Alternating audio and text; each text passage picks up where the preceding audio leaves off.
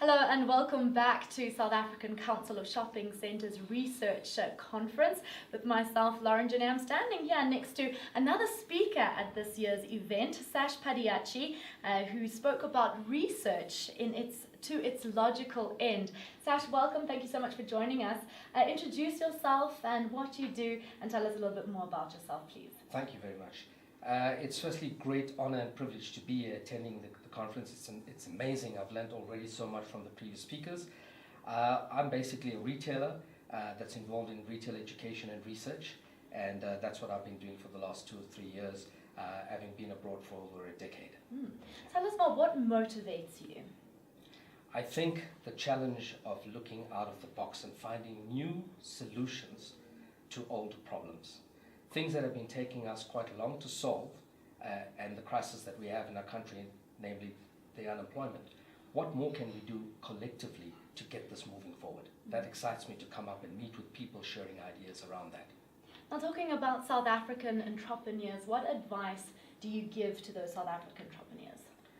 I think it's about, firstly, reading a lot.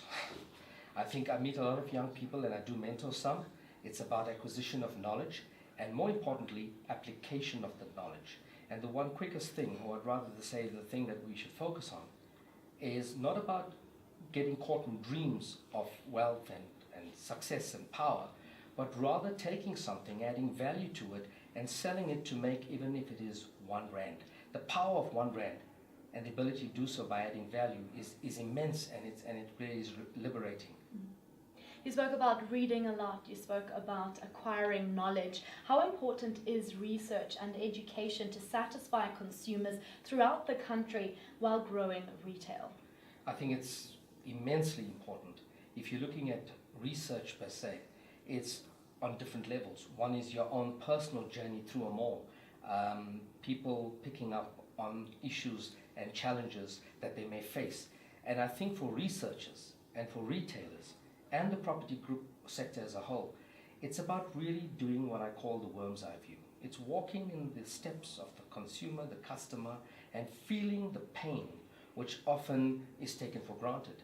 Be it the pain at the pay point of your parking when there is a female or a shopper heaped with bags, trying to open up a handbag, find the purse, take out the ticket, and pay for it, and then awkwardly pick up everything else again. And those are little moments, and you know, I think the more we become aware of it and feel that pain, we are more energized to find solutions.